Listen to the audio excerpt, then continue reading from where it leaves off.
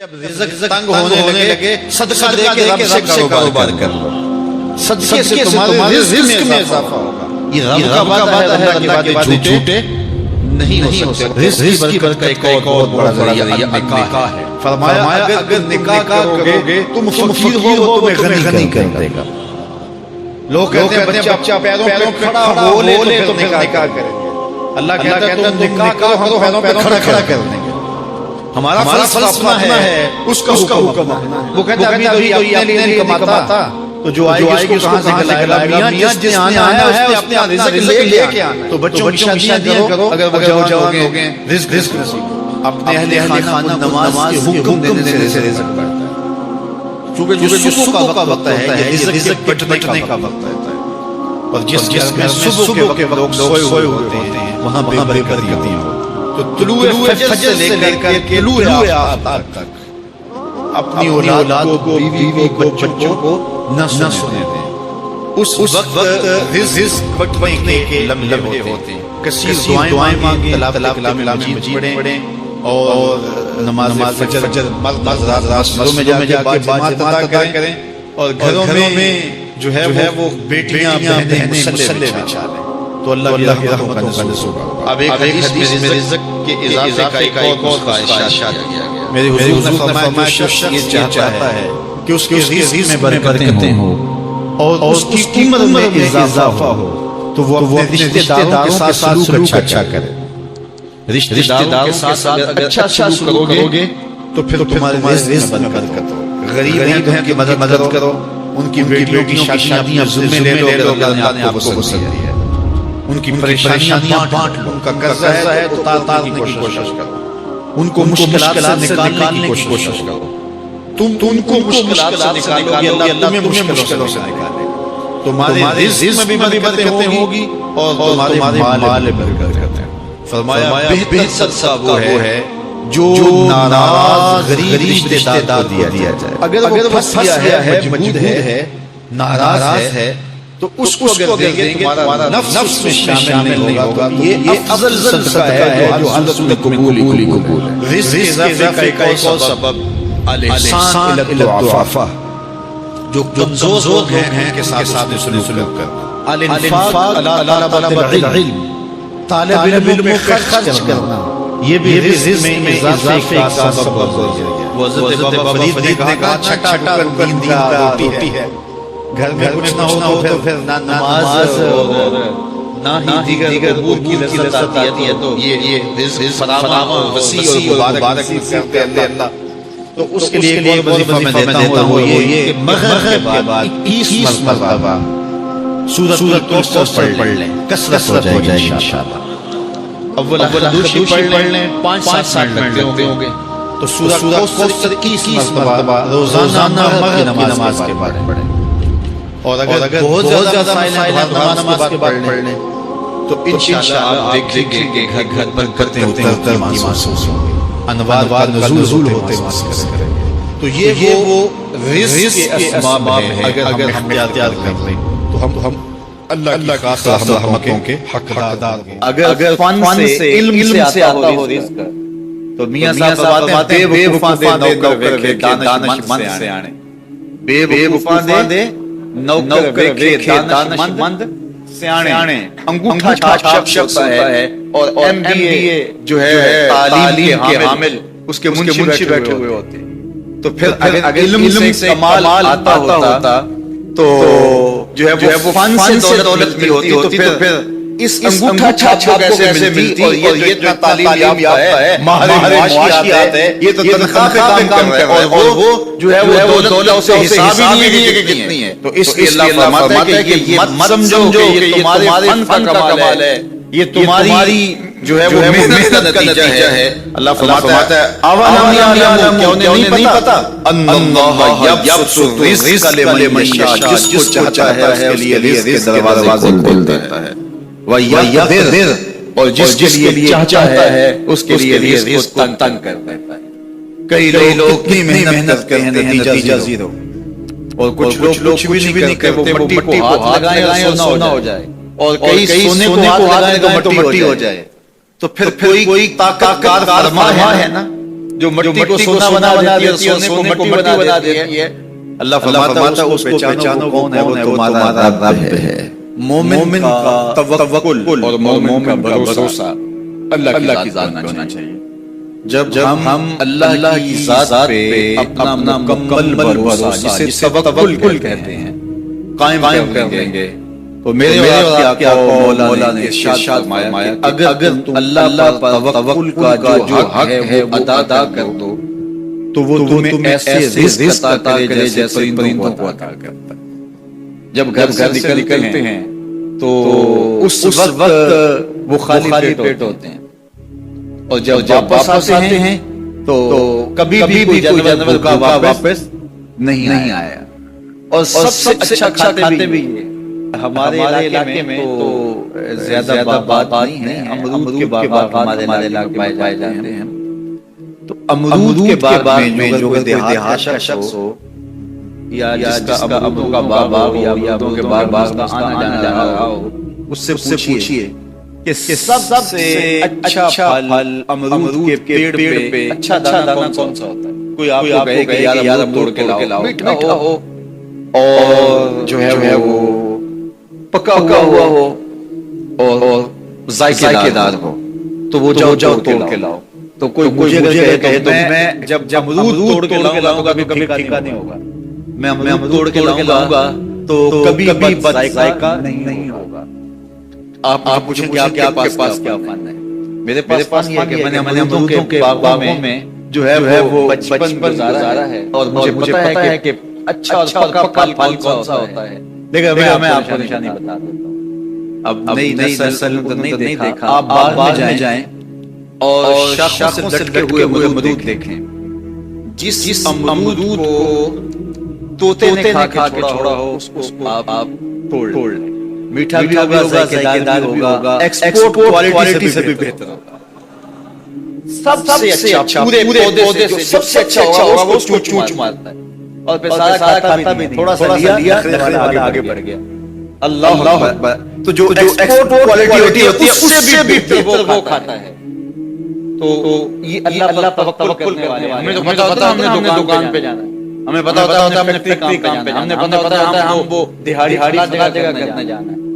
انہوں نے کہیں ان کا کوئی ایسا کیا تھا کہ وہاں جانا ہے۔ بن توکل پنچھی اڑ دے، بن توکل پنچھی اڑ دے، خرچ نہ پلے زیرا ہو، خرچ نہ پلے کوئی راس مال بھی نہیں ہوتا کہ یہ لگائیں گے پھر اس پہ پیسے آئیں گے، اصل ہمارے ہوں گے، ایسا نہیں ہے۔ گھر سے نکلتے ہیں تو خالی پیٹ ہوتے ہیں، اور جب واپس آتے ہیں تو پیٹ بھرے ہوئے ہوتے ہیں۔ میرے اور آپ کے آقا نے کہا مجھے پورا یقین ہے اس پہ، اور آپ کو بھی پورا یقین ہونا چاہیے، انشاءاللہ ہوگا کہ میرے حضور نے فرمایا کہ اللہ پر جو توکل ہے وہ ادا کرو، پھر وہ تمہیں ایسے رزق دے گا جیسے پرندوں کو دیتا ہے، تمہیں پرندوں کو دیتا ہے۔ ایکسپورٹ کوالٹی، من کان للہ کان اللہ لہ، فرمایا تم اس کے ہو جاؤ وہ تمہارا ہو جائے گا۔ اللہ نے تمہیں پیسے دیے ہیں، نئی گاڑی تو خریدی ہے، چھوٹے بچے کا جوتا کیوں باندھ دیا آگے؟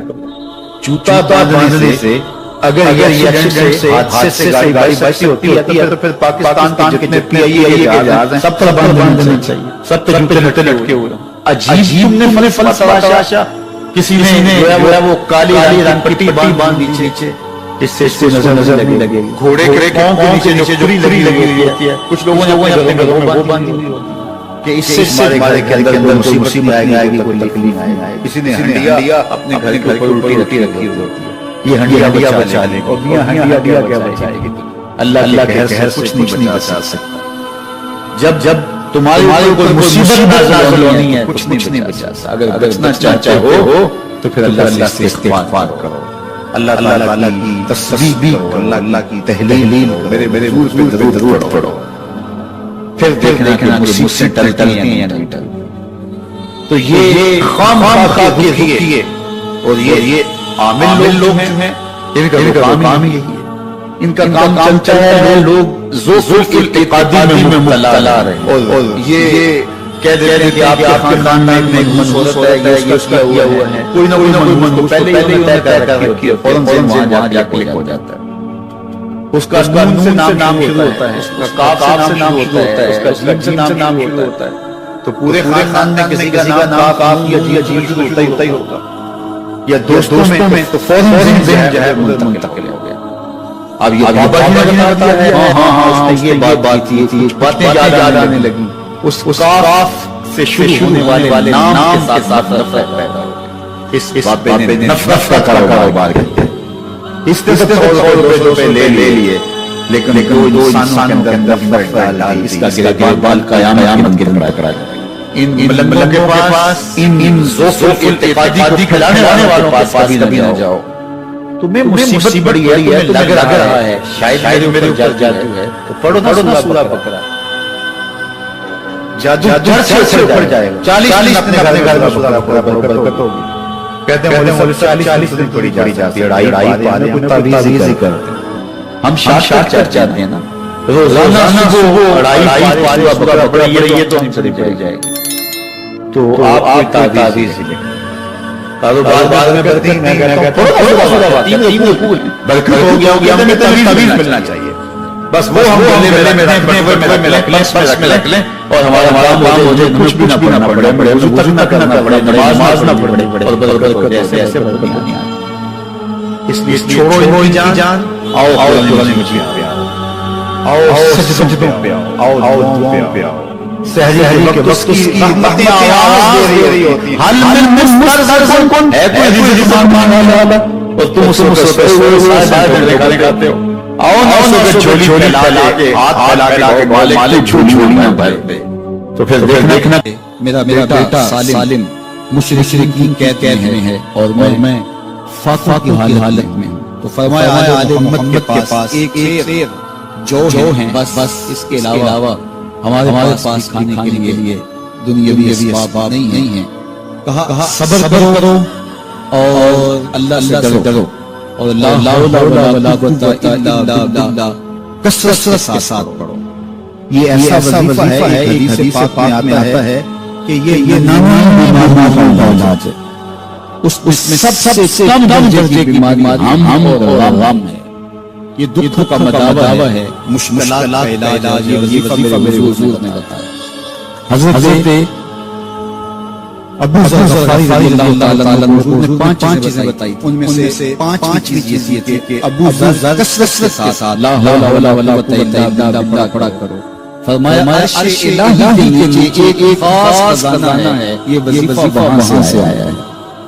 یہ زندگی میں معمول جب پھنس جاؤ، مشکلات میں آ جاؤ، تو لا حول ولا قوت الا باللہ پڑھو، اللہ راستے کھولے گا۔ تو حضور نے 3 چیزیں، اللہ سے ڈرو، صبر کرو، اور کثرت کے ساتھ لا حول ولا قوت الا باللہ پڑھو۔ وہ فرماتے ہیں کہ میں یہ عمل شروع کیا، ابھی گھر میں بیٹھا تھا کہ دروازے سے دستک، تو میں اٹھا کہ دروازہ کو دیکھو کون ہے، تو دروازہ کھولا، دیکھا میرا بیٹا کھڑا ہے، اور اس کے پیچھے 100 اونٹ کھڑے ہیں، تو میں نے کہا کہ تم اور یہ اونٹ، کہا مجھے موقع لگ گیا، میں قید سے آگ آیا، وہ تمہیں وہاں سے دے گا جہاں سے تمہیں مان بھی، اس کے ہو کے تو دیکھو، اللہ اکبر، اللہ کی ہو جاؤ تو پھر وہ تمہاری ضرور کا کفیل ہو جائے۔ فرمایا حضرت عبداللہ ابن مسعود رضی اللہ تعالیٰ عنہ نے کہ کسی شخص کو فقہ آ جائے تو وہ لوگوں کو بتائے کہ میں آج کل بڑے مشکل حالات میں ہر وقت لوگوں کو بتاتا رہے، تو اس کی مشکل بڑھے گی، اس کی مشکلیں آسان نہیں ہوں گی، اور اگر وہ اپنی اس مشکل کو کسی سے شیئر نہ کرے، بلکہ مسلح بچھا کے اپنے رب سے کہ مالک فقہ آ گیا ہے اور اس کا علاج تیرے پاس ہے، اس مرض کا مداوع تیرے پاس ہے۔ حضرت عبداللہ ابن مسعود فرماتے ہیں کہ دیکھو فرمایا جلد یا بدیر اللہ اس کو معاف فرما دے۔ یہ بھی کبھی کر کے دیکھو، مشکل آ جائے، فقہ آ جائے، اور قرآن مجید سورہ یاسین ہے، جس نے ایک مرتبہ سورہ یاسین تلاوت کی، اللہ 10 مرتبہ قرآن پڑھنے کا ثواب عطا کرے، اور کتنا بڑا اجر ہے۔ آپ ایک سال میں شاید 10 قرآن مجید ختم کر سکے، اور سورہ یاسین پڑھیں تو 10 مرتبہ قرآن مجید پڑھنے کا ثواب نصیب ہوگا۔ تو تو اپنی صبح کا آغاز یاسین سے کیا کریں، نماز فجر کے بعد اشراق تک سورہ یاسین پڑھ لیا کریں۔ سورہ یاسین اگر آپ پڑھ کے دن کا آغاز کریں ہیں، آپ کا سارا خیر سے گزرے گا۔ اس دن اگر کاروبار کریں گے تو برکت ہوگی، اس دن بہت ساری بیماریوں سے، آفات سے بچے رہیں، لوگوں کے شر سے، حادثات سے محفوظ رہیں۔ میرے نے فرمایا ایک سورت ہے جس کی 30 آیات، اگر کوئی شخص اس کی تلاوت کرے تو وہ سورت پڑھنے والے شفاعت کرتی ہے، اور اتنی بار شفاعت کی ہے کہ اس کو شفاعت کو چھوڑتی ہے۔ وہ سورت کون سی ہے؟ یہ سورت ملک ہے، 30 آیتیں ہیں۔ جو شخص کی تلاوت کرے گا اتنی بار سفارش اللہ کی بارگاہ میں کرتی ہے کہ اپنے پڑھنے والے کو شفاعت کو چھوڑتی ہے۔ اپنے دن کا آغاز سورہ یاسین سے کریں اور اپنی شب کا آغاز سورہ ملک سے کریں۔ سونے سے پہلے سورہ ملک تلاوت ضرور کر لیں، انشاءاللہ اس سے رات گزرے گی۔ جس نے ایک دن میں 100 مرتبہ سبحان اللہ و بحمدہ پڑھا، کتنی مرتبہ؟ 100 مرتبہ۔ کیا پڑھا؟ سبحان اللہ و بحمدہ۔ فرمایا کہ اس کے گناہ سمندر کی چھاپ کے برابر ہوں تو اللہ معاف فرما دے گا۔ تو یہ اپنے وظائف شامل کر لیجئے، سبحان اللہ و بحمدہ۔ اور حدیث بخاری ہے کہ دو کلمے ایسے ہیں جو اللہ کو محبوب ہیں اور زبان پر مشکل نہیں، زبان بڑے آسان ہیں، اور جب میزان پہ رکھے جائیں گے بڑے کو جھکا دیں، بڑے بھاری ہیں میزان پہ۔ وہ دو کلمے یہ ہیں سبحان اللہ و بحمدہ، سبحان اللہ العظیم۔ اگر اس کو 100 مرتبہ نہ پڑھے تو سمندر کی چھاپ کے برابر بھی گناہ اللہ معاف فرما دیتا ہے۔ ما یفعلہ بعذاب، وہ تمہیں عذاب دے کے کیا کرے گا؟ ذرا لہجہ دیکھیے، ذرا ما یفعلہ بعذاب، وہ تمہیں عذاب دے کے کیا کرے گا؟ تم اس مخلوق کو اپنے دست قدرت سے اس نے تمہیں بنایا ہے، تو وہ تمہیں عذاب دے کے کیا کرے گا؟ اس کی ضرورت نہیں ہے کہ تمہیں عذاب دے، نہ اس کی چاہت ہے کہ تمہیں عذاب دے۔ کوئی خود چھلانگے لگائے تو اس کی مرضی۔ فرمایا کہ ما یفعلہ بعذاب، وہ تمہیں عذاب دے کے کیا کرے گا؟ ان شکرتم وآمنتم، اگر شکر ادا کرو اور ایمان لاؤ تو وہ قدردان ہے جو کوئی اس کا شکر کرتا ہے، جو اس پر ایمان لاتا ہے۔ تو اللہ اس کے لیے عذاب نہیں رکھا، اس کے لیے رحمت رکھی ہوئی۔ تمہیں دست قدرت سے بنایا ہے اور وہ تمہیں خوش دیکھنا چاہتا ہے، تمہیں خوشحال دیکھنا چاہتا ہے، تمہیں سرشار دیکھنا چاہتا ہے، تمہیں نہال دیکھنا چاہتا ہے، تمہاری زندگی کو خوشگوار دیکھنا چاہتا ہے۔ تم نے اپنے آپ کو خود اپنے اعمال کی وجہ سے مصیبت میں ڈالا ہے، تو کہا شکر کرنے کی عادت ڈال لو۔ دیکھنا اللہ تعالیٰ جل شانہ کی رحمتیں تمہارے کس طرح اترتی ہیں، نواز تمہارے اوپر کیسے برستی ہیں۔ توکل اگر ہم سیکھ جائیں تو توکل ایک ایسی دولت ہے کہ جو خوشحال زندگی کی ضمانت بنی۔ جب ہم اللہ پر توکل نہیں کرتے اور ہم سمجھتے ہیں یہ سب کچھ ہماری محنت کا نتیجہ ہی ہوگا، اور نتیجہ جب نہیں آتا تو پھر ہم بے چین ہو جاتے ہیں۔ اور جب ہم اس توکل کر لیں تو پھر ہمارا صرف اتنا ہی کام ہے کہ میاں ہم یہ کام کر رہے ہیں، بس یہ ہم بیج بو رہے ہیں، بس یہ بو رہے ہیں، باقی اس پہ بھروسہ ہے، یہ کام اس کا ہے کہ اس کو اگانا ہے، اس کو پھل لگانے ہیں۔ تو جب اس پہ توکل ہو جائے تو بندہ سوکھا رہتا ہے، ورنہ بندہ مشکل میں مبتلا ہو جاتا ہے۔ بسا اوقات ایسا کہ بندہ ایک منصوبہ تیار کرتا ہے، اس کا عملی نتیجہ اس کو سامنے نظر آ رہا ہوتا ہے، لیکن نتیجہ بالکل الٹ جاتا ہے۔ سید نبی مرتضیٰ فرماتے ہیں میں نے اپنے ارادوں کی شکست سے ہی اپنے رب کو پہچانا ہے، کہ میں ایک منصوبہ تراشتا ہوں کہ یہ یوں ہوگا اور وہ ہونا چاہیے، لیکن جب وہ نہیں آتا تو کوئی طاقت ہے جو نتیجہ بدل دیتی ہے۔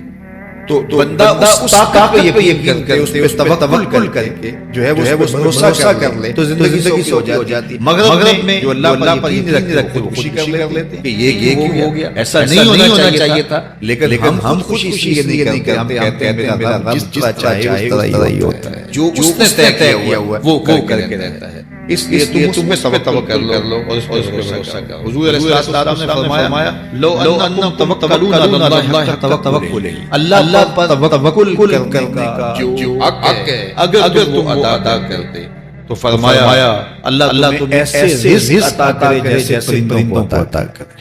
ہمارا کاروبار ہے، یہ فیکٹری ہے، یہ دکان ہے، یہ ہماری نوکری ہے، ہم نے یہاں سے کمائی کرنی ہے۔ پرندوں کا کوئی کاروبار ہوتا، کوئی نوکری نہیں ہوتی، کوئی ٹھیا کوئی اڈا نہیں ہوتا جہاں جا کے انہیں رزق کے لیے آغاز کرنا ہوتا ہے، بلکہ حضور نے فرمایا جب وہ صبح گھر سے نکلتے ہیں تو خالی پیٹ نکلتے ہیں، اور انہیں کوئی اپنی منزل کا تعین ہوتا، جدھر خیال آیا اڑ گئے ادھر، لیکن کبھی ایسا نہیں ہوا کہ شام کو خالی پیٹ واپس آئے، کہا وہ پیٹ بھر کے آتے، باہو بولے بند توکل پنچھی اڑ دے، خرچ نہ پلے زیرا ہو۔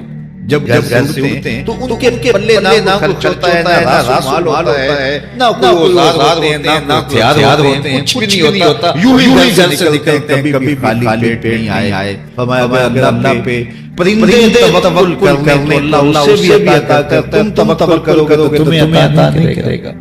اور یہ بات پکی ہے کہ آپ جب راہ خدا میں دیتے ہیں تو آپ کے رزق میں مال کبھی نہیں آتا۔ اللہ کے محبوب نے تین چیزیں قسم کر کے حضور نے کچھ چیزیں ارشاد فرمائی، تو ان میں سے تین چیزوں کے بارے میں فرمایا کہ یہ تمہیں اللہ کی قسم کر کے تمہیں کہتا ہوں، اور ان میں سے ایک ہے یہ کہ ما نقص مال عبد من صدقہ، فرمایا میں اللہ کی قسم اٹھا کے کہتا ہوں سچ کے مال کم نہیں ہوتا۔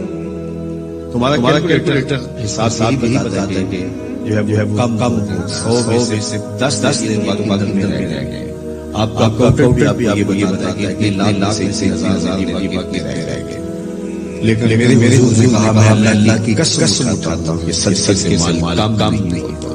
دوسری بات فرمائی کہ شخص مانگنا شروع کر دیتا ہے، سوال کا دروازہ کھول دیتا ہے، اس کی کمی پوری نہیں، یہ بھی میں اللہ سے قسم اٹھاتا ہوں۔